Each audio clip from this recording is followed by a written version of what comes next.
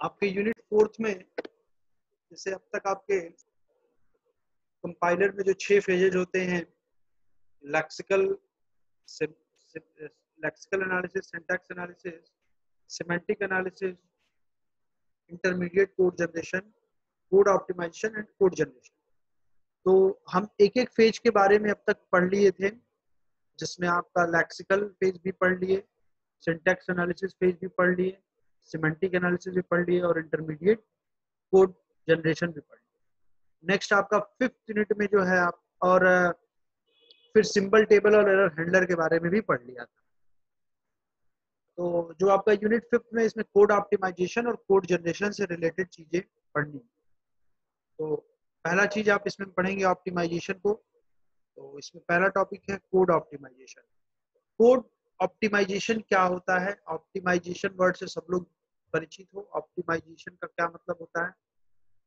किसी भी कोड के साइज को अगर हम रिड्यूस करें तो उसको हम कोड ऑप्टिमाइजेशन कहेंगे। अच्छा, साइज रिड्यूस क्यों करते हैं? ताकि प्रोग्राम की साइज छोटी हो जाए, समय कम लगे, इस वजह से हम इसको रिड्यूस करते हैं। ये बेसिकली जो कोड ऑप्टिमाइजेशन फेज होता है, फेजेज ऑफ कंपाइलर में, ये ऑप्शनल फेज भी इसको कहते हैं। ऑप्शनल होता है, आप चाहो तो ऑप्टिमाइजेशन करो या ना करो। अगर आप ऑप्टिमाइजेशन करोगे तो आपके लिए इफिशिएंट कोड मिलेगा, टाइम कम लगता है, अदरवाइज टाइम ज्यादा लगेगा। वही चीज लिखी गई है, the code optimization is required to produce an efficient code, the improvement over intermediate code by transformation is called optimization. एक बात जान लीजिए कि कोड ऑप्टिमाइजेशन जब हम लगाएंगे कभी भी, तो जो हमारा इंटरमीडिएट कोड जनरेट होता है प्रीवियस पेज से, उसी पे हम ऑप्टिमाइजेशन लगाते हैं। ऑप्टिमाइजेशन लगाएंगे तो हो सकता है कोड की साइज कुछ छोटी हो जाए। जो भी चीजें हैं वो आगे हम देखेंगे, ऑप्टिमाइजेशन टेक्निक्स है, तमाम चीजें हैं वो हम पढ़ेंगे। कुछ तो एक बातें हैं जो हमको ऑप्टिमाइजेशन में जानना है। अगर हम किसी भी कोड की ऑप्टिमाइजेशन कर रहे हैं, उसको ऑप्टिमाइज कर रहे हैं, कोड के साइज को रिड्यूस कर रहे हैं, तो ऑप्टिमाइजेशन के पहले जो कोड होगा और ऑप्टिमाइजेशन या रिडक्शन के बाद जो कोड होगा, दोनों इक्विवेलेंट होंगे। जो चीजें पहले बिना विदाउट ऑप्टिमाइजेशन जो कोड होगा, उससे जो काम होगा, वो ऑप्टिमाइजेशन के बाद भी उस कोड से काम, मतलब बिफोर ऑप्टिमाइजेशन और आफ्टर ऑप्टिमाइजेशन जो कोड होता है वो इक्विवेलेंट। नंबर 1। नंबर 2, ऑप्टिमाइज होने के बाद कोड की साइज कम हो जाएगी, तो उसको रन करने में भी, रन कराने में भी समय कम लगेगा।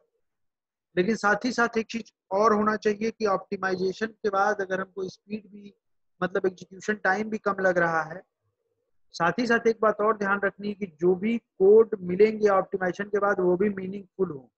ये नहीं कि कोई कोड है, ऑप्टिमाइज कर दिए, कोड की साइज भी छोटी हो गई, साइज छोटी हो गई तो एग्जीक्यूशन टाइम भी कम लगा, बट मीनिंगफुल कोड नहीं जनरेट हो। तो ये तीनों बातें होनी चाहिए ऑप्टिमाइजेशन में। नंबर 1, ऑप्टिमाइजेशन के पहले का जो कोड होता है और ऑप्टिमाइजेशन के बाद का जो फेज होता है, कोड जो होता है, दोनों इक्विवेलेंट होने चाहिए। नंबर 1। नंबर 2, एग्जीक्यूशन, कोड की साइज चूंकि छोटी हो जाएगी इसलिए एग्जीक्यूशन टाइम जो है कम तो लगेगा, बट इस बात का जरूर ध्यान देंगे कि जो भी हमको कोड मिले वो मीनिंगफुल मिले। ठीक है, ये होता है कोड ऑप्टिमाइजेशन। बेसिकली ऑप्टिमाइजेशन जो है 2 तरीके का होता है।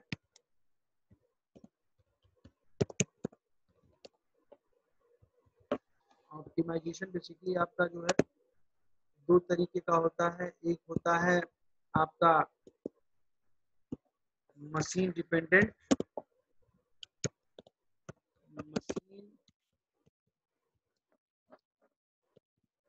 मशीन इंडिपेंडेंट, और सेकंड वन होता है मशीन डिपेंडेंट। नाम से ही ये 2 टाइप के ऑप्टिमाइजेशन होते हैं, 2 तरीके से। मशीन इंडिपेंडेंट होता है ऑप्टिमाइजेशन, एक होता है मशीन डिपेंडेंट। बेसिकली आपको मोस्टली मशीन इंडिपेंडेंट वाला ही पढ़ना है। तो नाम से ही आपको पता चल रहा है क्या मशीन इंडिपेंडेंट में क्या होगा और मशीन डिपेंडेंट में क्या होगा। मशीन इंडिपेंडेंट का क्या मतलब है कि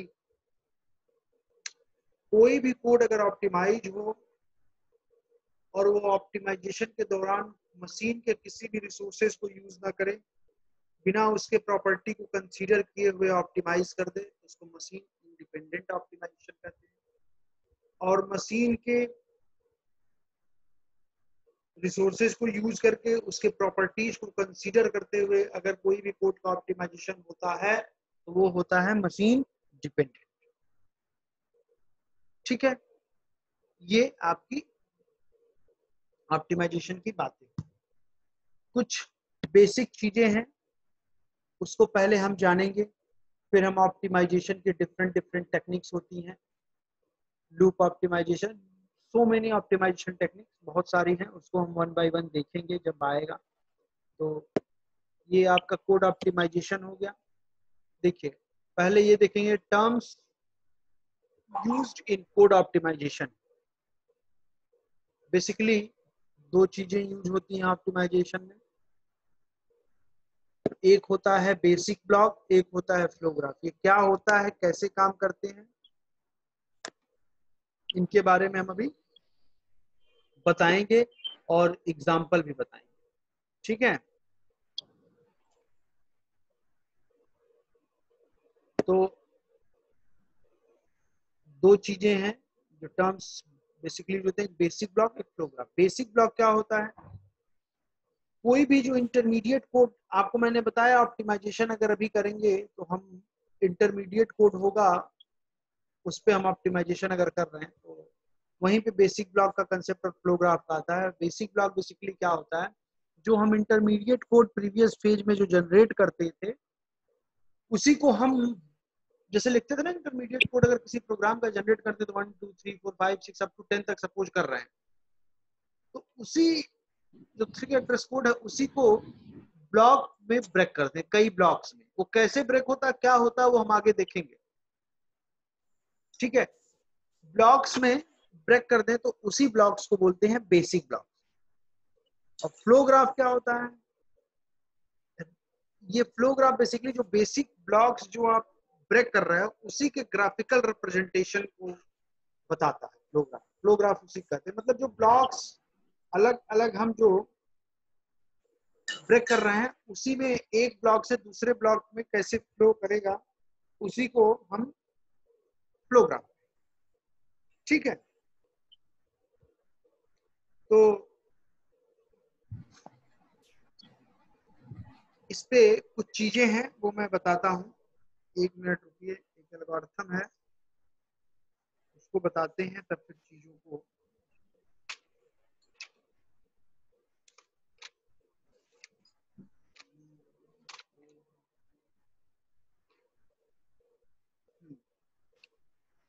अब ये जो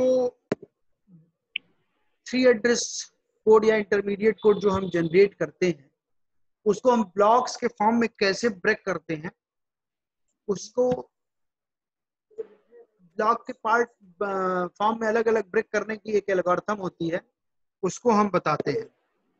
ठीक है, तो पार्टीशन ग्राफ देखते हैं।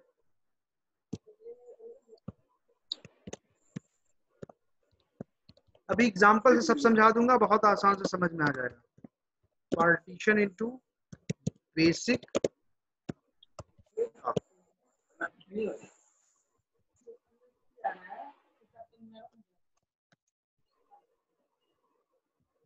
कैसे अगर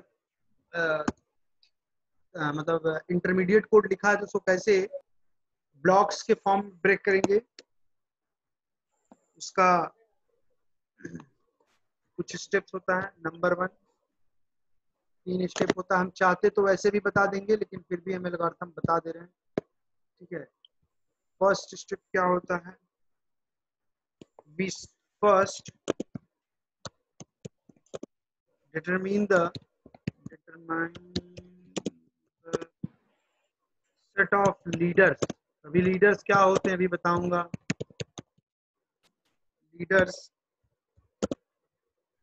first statement of the basic block,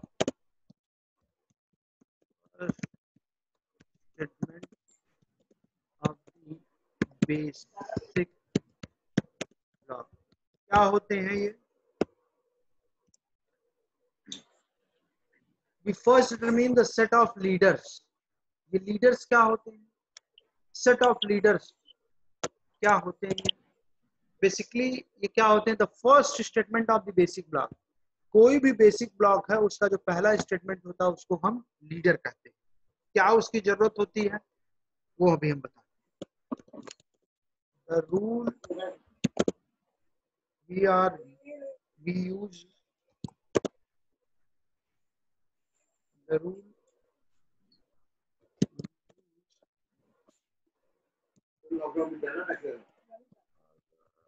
following। इसके बाद क्या करेंगे?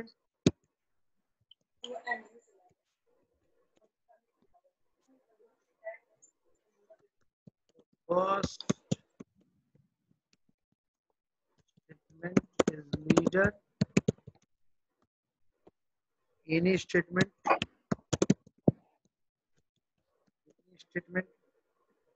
that is the target of a conditional or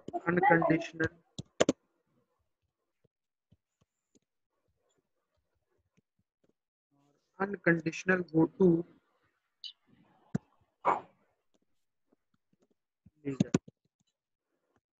third क्या है? Any statement. ये चीजें मैं समझाऊंगा एक एग्जांपल की हेल्प से, परेशान ना होइए।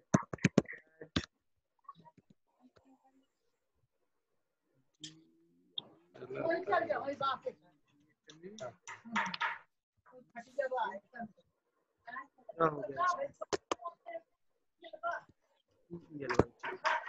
Immediately follows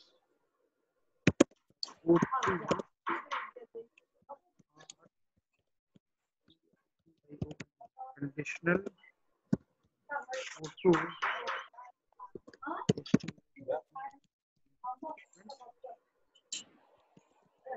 leader।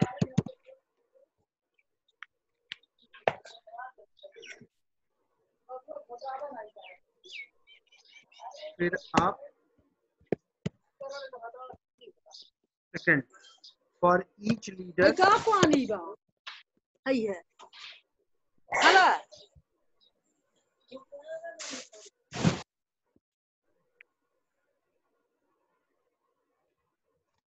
तो म्यूट करके रखा करें भाई।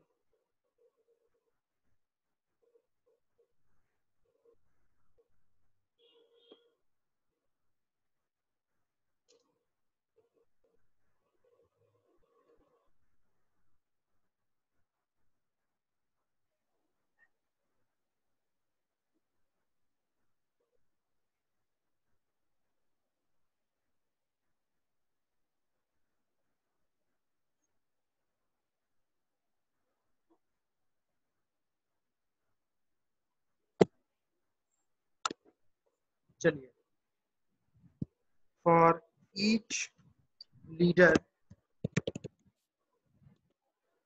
It's basic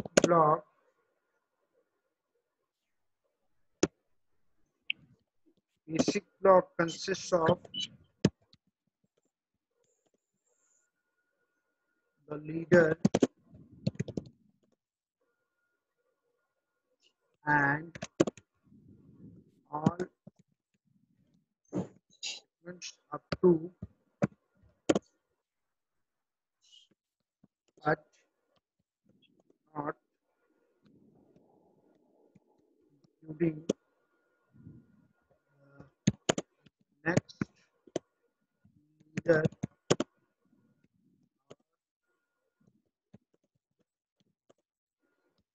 of the group।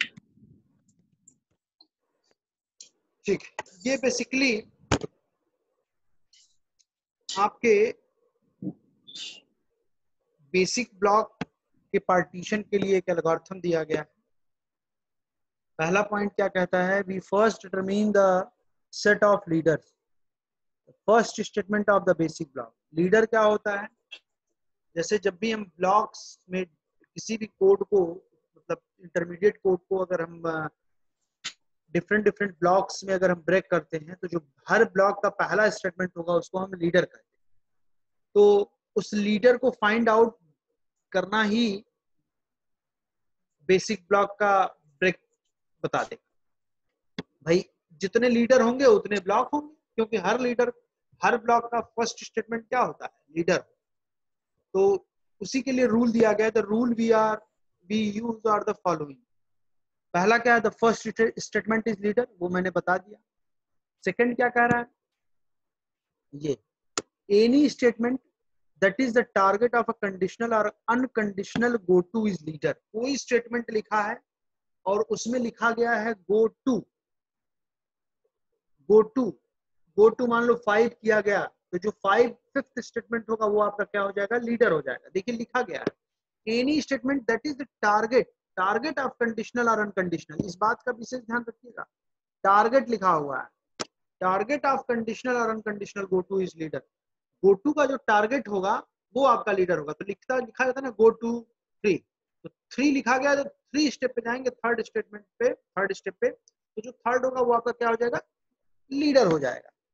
अब वो गो टू चाहे किसी कंडीशन देने के बाद हो, चाहे बिना कंडीशन। उसके बाद क्या है, any statement that immediately follows a go to और conditional go to statement is leader.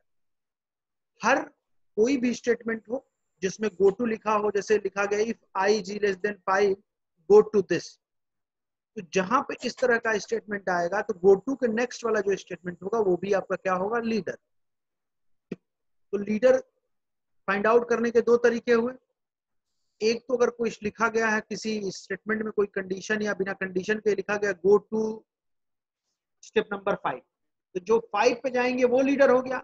और जिस स्टेटमेंट पे, जिस लाइन पे लिखा गया होगा ये गो टू वाला कंडीशन, उसके जस्ट नेक्स्ट वाला भी क्या हो जाएगा, लीडर हो जाएगा। ये दो बातें आपको ध्यान में रखनी। अभी हम एग्जांपल से समझा देंगे। आई बात समझ में कि नहीं आई? अर्पित जी अटेंडेंस ले लीजिएगा, 65 है, क्योंकि छूट जाता है बहुत से लोगों का, इसलिए। ठीक है,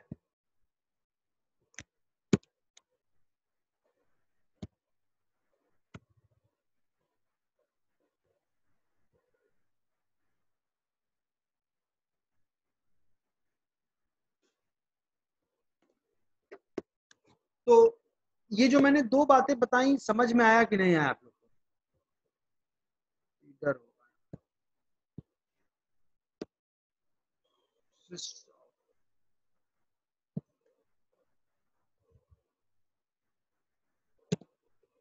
बोलिए, बोलिए भाई, आवाज। हाँ, तो अभी इसको मैं एग्जांपल के हेल्प से समझाऊंगा। फिर लिखा हुआ for each leader it's basic block consist of a leader and all statements up to but not including the next leader और the end of the program. ठीक है, ये अभी मैं पूरा इसको एक एग्जांपल की हेल्प से समझाता हूँ। सपोज एक आपका एग्जांपल दिया गया है, आपके बुक का ही एग्जांपल है। शायद इसमें भी लिखा हुआ है क्या, convert the following grammar, convert the following grammar into 3 address code and identify the basic. Convert the following grammar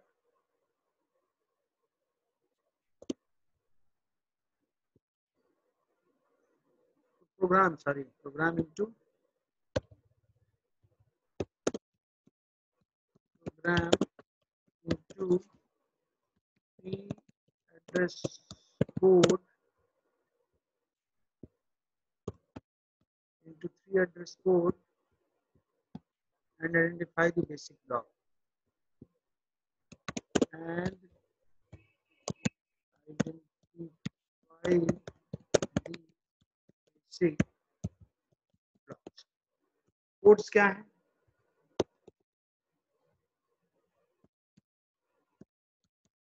code इसमें क्या लिखा हुआ है, यहीं से लिखा हुआ है।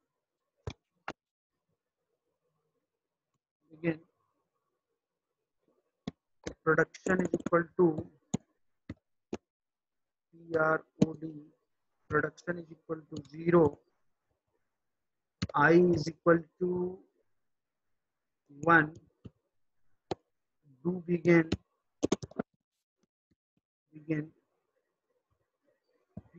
PROD, production is equal to production plus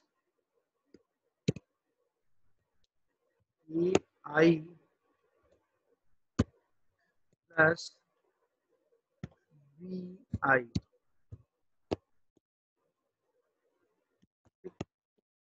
I is equal to I plus 1, ठीक, and फिर while I is less than or equal to 20.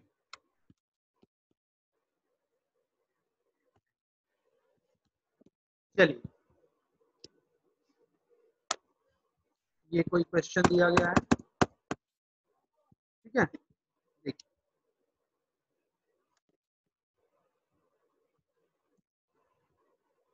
ये आपका कोड दिया गया है, कहा गया है क्वेश्चन में आपका convert the following program into free address code and identify the basic blocks. ये कोड आपके दिए गए हैं, पहले इसका थ्री एड्रेस कोड मतलब वही इंटरमीडिएट कोड आपको लिखना है और उसके बाद आपको बेसिक ब्लॉक आइडेंटिफाई करना है या फिर आप ये कह सकते हैं कि फ्लो ग्राफ बनाना है, ठीक है।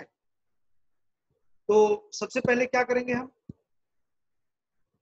कोई बोल नहीं रहा, क्या हुआ, आवाज नहीं आ रही क्या? हेलो, आ रही है सर। Yes sir. तो सबसे पहले क्या करेंगे हम इसका, सबसे पहले हम इसका 3 एड्रेस कोड लिखेंगे। वो कैसे लिखेंगे आपको पता ही है, मैं बता भी चुका हूँ, नहीं पता है तो फिर मैं भी बता देता हूँ। अगर 3 एड्रेस कोड लिखते हैं तो क्या होगा, सबसे पहले क्या करेंगे, यहाँ पे ये देखिए प्रोग्राम है, स्टार्ट हो रहा है, यहाँ से बिगिन हो रहा है, production is equal to 0, I is equal to 1, फिर डू बिगिन। बिगिन का मतलब क्या होता है, एक तरह से आप कह सकते हैं कि वो ब्रेस ओपन हो रहा है और ये देखिए डू के अंदर यहाँ से बिगिन हो रहा है और यहाँ पे एंड हो रहा है, मतलब डू के अंदर का ये चीज है और ये बिगिन यहाँ पे एंड हो रहा है। एक तरह से आप ये कह सकते हैं कि वहां पे ब्रेस भी हम यूज कर सकते हैं, बेसिकली ये डू वाइल की लूप है, वही चीज है।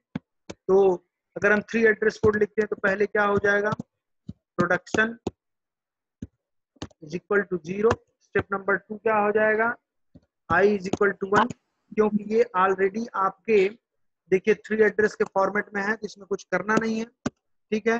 फिर थर्ड स्टेप क्या करेंगे, ये तो फिर यहाँ से स्टार्ट हो रहा है, अब यहाँ पे देखिए आप कैलकुलेट करना होगा 3 एड्रेस कोड, कैसे करेंगे पहले बताइए, वही बता दे। ये क्या है, ए आई है, ये बी आई है, ये क्या है बेसिकली किसके फॉर्म में है, ये एरे के, तो एरे के फॉर्म में ये 1 डायमेंशनल एरे है या 2 dimensional array, 1 dimensional. 1 dimensional array. तो जो 1 डायमेंशनल एरे है तो आप क्या करोगे, पहले मैं बताया हूं ना, कोई भी एरे के फॉर्म में कुछ भी दिखा हुआ है प्रोग्राम तो उसका 3 एड्रेस कोड कैसे लिखते हैं, उसका 3 एड्रेस कोड उस पर डिपेंड करता है कि किस टाइप का डेटा टाइप वहां पे है। तो सपोज यहाँ पे इंटीजर टाइप का डेटा टाइप है या फिर आप सपोज मान लो कि 4 बाइट का डेटा ले रहा है, ठीक है, w is equal to 4 byte है, तो क्या हो जाएगा बताइए, t1 इज इक्वल टू, मैं बता चुका हूँ 4i, yes, t1 is equal to 4 into I, ठीक। उसके बाद क्या हो जाएगा, prod is equal to prod plus no no a no of no no no no, अभी तो हम ए आई का निकालेंगे फिर बी आई का निकालेंगे, दोनों अलग अलग है ना। फिर t1 is t2 is equal to a of T1 हो जाएगा। अरे मैं बता चुका हूँ, कुछ नया नहीं बता रहा हूँ, आप पीछे देखिएगा, मैंने बताया। पहले इसको देखते हैं, पहले हम इसको देखेंगे, इसमें फिर आई को देखेंगे, फिर बी आई कैलकुलेट करेंगे, तो इसमें फिर आई को देखेंगे। तो पहले क्या किया हम, T1 is equal to 4 into I. 4 क्यों हुआ है, क्योंकि यहाँ पे 4 byte W is equal to है, हमने वन डायमेंशनल अरे के लिए जो बताया वही चीज है। तो फिर क्या हो गया, T2 is equal to a of T1, ठीक है। फिर क्या हो जाएगा, T3 is equal to 4 into I again, और फिर T4 इज इक्वल टू क्या हो जाएगा, B ऑफ T3। बोलिए, इतना समझ में आया। Yes sir. फिर क्या करेंगे, यस सर। फिर क्या प्रोड करेंगे, इज फिर आप इन दोनों, लिखेंगे प्रोड। नहीं अभी इन अच्छा दोनों को चाहो तो ऐड कर दो। अभी आपको 3 एड्रेस ही तो यूज, मैक्सिमम आपका 3 ही एड्रेस नहीं यूज होना चाहिए, ये भी तो ध्यान देना है। तो क्या करोगे, T5, अरे कहाँ पहुंच गए हम, यहाँ पे 7, T5 is equal to T2 plus T4, T2 plus T4। ये क्यों किया, ये हुआ T2 में स्टोर हो रहा है ये, और ये जो है B ऑफ I जो है आपका T4 में स्टोर हो रहा है। तो इन दोनों को हमने ऐड कर दिया, तो क्या हो गया, T5 is equal to T2 plus T4। अब क्या करेंगे, अब लेंगे T6, और T6 इज इक्वल टू क्या करेंगे, T6 is equal to production plus T5 है, क्या हुआ था, हाँ T5, ठीक है। और फिर क्या करेंगे इसके बाद, फिर प्रोडक्शन में T6 को कर देंगे, production is equal to T6। इतना समझ में आया पूरा। देखिए इस production, prod is equal to prod plus AI plus BI के लिए हमने कोड यहाँ से लेके और यहाँ तक का लिखा 3 एड्रेस। इसके बाद क्या है, इसके लिए पूरा हो गया इस स्टेटमेंट के लिए। इसके बाद नेक्स्ट क्या है, I is equal to I plus 1। तो 10th स्टेप क्या हो जाएगा, I is equal to I plus 1। ये ऑलरेडी आपका क्या है, 3 एड्रेस के फॉर्म में है। तो यहाँ पे T1 T2 चाहो तो कर भी सकते हो, नहीं भी कर सकते हो, मैं पहले ही बता चुका, ठीक है। इसके बाद क्या है, बताइए। इसके बाद चेक होगी। इसके बाद आप क्या करेंगे, कंडीशन चेक करिए, 5 is less than equal to 20। देखिए आप स्टेप कम भी कर सकते हैं। आप यहाँ पे जैसे देखिए, यहाँ पे था ना T6 is equal to production plus T5 किए थे, हम चाहें तो prod is equal to prod plus T5 भी कर सकते हैं।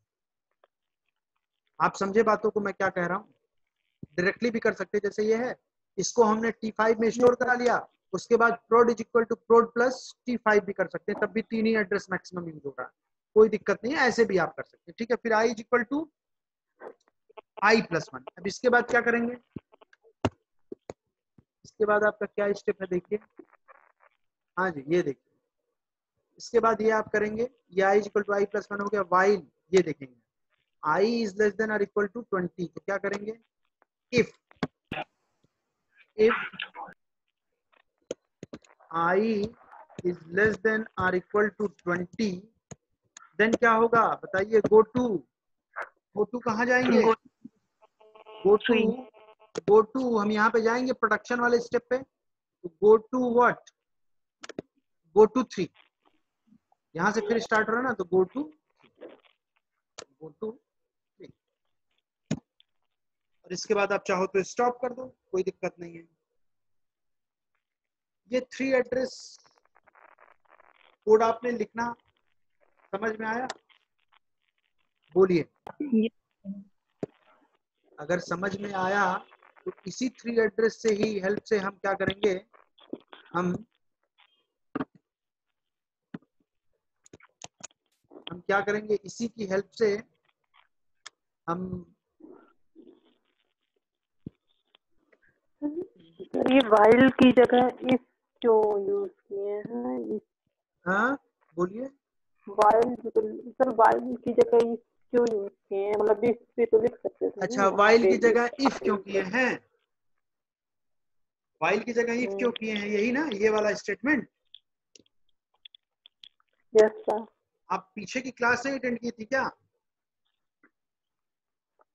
इसके पीछे ना, सर अगर आप क्लास अटेंड मतलब ऐसे डिस्कनेक्ट हो जा रहा था बार बार। हाँ तो ऐसे प्रॉब्लम मैंने कई बार बताए हैं। देखिए मैं बता देता हूँ फिर भी। जो वाइल की बात है और इसकी बात में कोई अंतर है क्या? While I is less than or equal to 20 का मतलब क्या है? ये लूप तब तक चलेगा, डू वाइल लूप है बेसिकली। ये कंडीशन तब तक एग्जीक्यूट, ये दोनों स्टेटमेंट तब तक एग्जीक्यूट होंगे जब तक कि ये कंडीशन ट्रू होगी। अगर मान लो हम इसको एग्जीक्यूट कराते आए और I is less than or equal to 20 जो है ट्रू हो रही है, इफ दिस इज ट्रू। अरे वाइल भी एक तरह से इफ से हम इंप्लीमेंट क्यों नहीं कर सकते? स्टेटमेंट ज्यादा लगेंगे और क्या। अगर ये कंडीशन ट्रू हो गया तो फिर हाँ सर प्रोडक्शन पे मतलब चले जाएंगे। तो वही चीज है, ये सारी बातें मैं बहुत डिटेल में बता सर, चुका हूँ। इसके लिए पूरी एक मैंने बैक सर पैचिंग की मतलब हेल्प से। वहाँ पे मतलब ऐसा नहीं है कि आवाज ही नहीं आपकी आ रही है, क्या सर बोल रहे हैं? सी एड्रेस में केवल मतलब इसकी। आपकी आवाज कट रही है, बार बार क्लियर नहीं आ रही है। मैंने इसके लिए एक सिमेंटिक रूल भी हाँ लिख के बताया था। इसके लिए ऑलरेडी डिफाइंड है सिमेंटिक रूल, कैसे कैसे करते हैं उसमें लिखा भी हुआ है। कब कोई भी रिलेशनल ऑपरेटर आ जाता है तो कंडीशन अगर ट्रू होती है तो जिस स्टेप पे रहते हैं +3 स्टेप पे चले जाते हैं, और फिर उसके बाद t इक्वल टू 0 कर देते हैं। फिर अगर t प्लस जो करंट स्टेट करते हैं +2 करते हैं, फिर t इक्वल टू 1 करते हैं। मैंने बता रखा है, आप वैसे करना चाहें तो वैसे भी कर सकते हैं। और मैंने एक जनरल भी बता दिया है कि आप अपने बुद्धि विवेक समझ के भी आप 3 एड्रेस कोड ऐसे कर सकते हैं। मैंने दोनों तरीके बता दिए। अगर किसी का दिमाग न चल रहा हो तो सिमेंटिक रूल को याद कर लें और उसके बेस पे आप चलते चलें, तब भी कोई प्रॉब्लम नहीं। कि मैंने दोनों तरीके से चीजें बता दी। ठीक है, चलिए। हाँ तो सर समझ ठीक में है। आ गया। हाँ, अब इसके लिए अगर हमको सबसे, ये मेरा 3 एड्रेस कोड तो हो गया। अब इसके लिए हमको क्या है, बेसिक ब्लॉक्स फाइंड आउट करना है। ये देखिए वही चीज कहा गया ना, आइडेंटिफाई द बेसिक ब्लॉक। तो बेसिक ब्लॉक कैसे पता करेंगे? हमने अभी एल्गोरिथम बताया है कि हर ब्लॉक का पहला स्टेटमेंट लीडर होता है। तो सबसे पहले हम लीडर फाइंड आउट करेंगे। तो भाई जो भी कोई भी 3 एड्रेस कोड लिखा हुआ है, तो जो हमारा पहला स्टेटमेंट होगा ये तो बाय डिफॉल्ट आपका लीडर होगा ही होगा।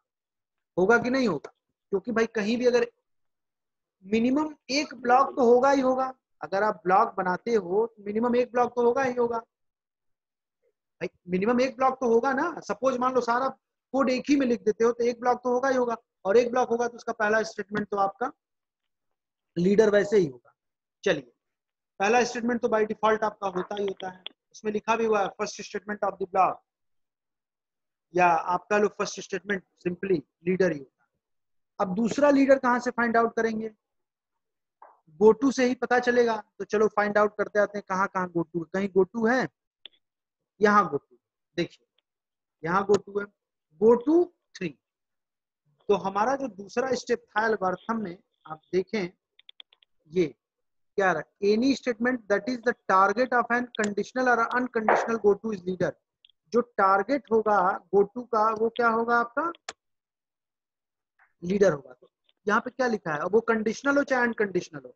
सपोज यहाँ पे तो यहाँ तो कंडीशनल है, आई इज लेस देन और इक्वल टू 20। अगर ये कंडीशनल ना होके अनकंडीशनल होता, सिंपल गो टू 3 लिखा होता तो वन कंडीशनल हो जाता। बट यहाँ पे आई इज लेस देन और इक्वल टू 20 दिया हुआ है, तो यहाँ क्या लिखा है, गो टू 3। गो टू 3 गए तो कहाँ गए, ये 3 है, तो ये क्या हो जाएगा आपका, बताइए? ये आपका लीडर हो गया। दूसरा स्टेप मैंने बता दिया। पहला स्टेटमेंट क्या था, फर्स्ट स्टेटमेंट इज लीडर, पहला स्टेटमेंट लीडर हो गया। दूसरा क्या है, टारगेट ऑफ कंडीशनल और, ये देखिए दूसरा स्टेटमेंट क्या कह रहा है, दूसरा टारगेट ऑफ कंडीशनल और unconditional go to is leader. ये कंडीशनल गो टू है, इसका टारगेट गो टू 3 है, तो थर्ड वाला क्या हो गया आपका, लीडर हो गया। नेक्स्ट क्या है, एनी स्टेटमेंट दैट, थर्ड देखिए कंडीशन क्या कह रहा है, any statement that immediately follows a go to और conditional go to statement is leader. ये यहाँ पे नहीं है। गो टू के बाद वाला जो स्टेटमेंट होता है वो भी लीडर होता है। अगर इसके बाद मान लो यहाँ 12th स्टेप होता तो वो अलग लीडर हो जाता, लेकिन गो टू के बाद वाला जो नेक्स्ट स्टेप होता है वो भी लीडर होता है, बट यहाँ पे उसके नेक्स्ट तो कुछ है ही नहीं।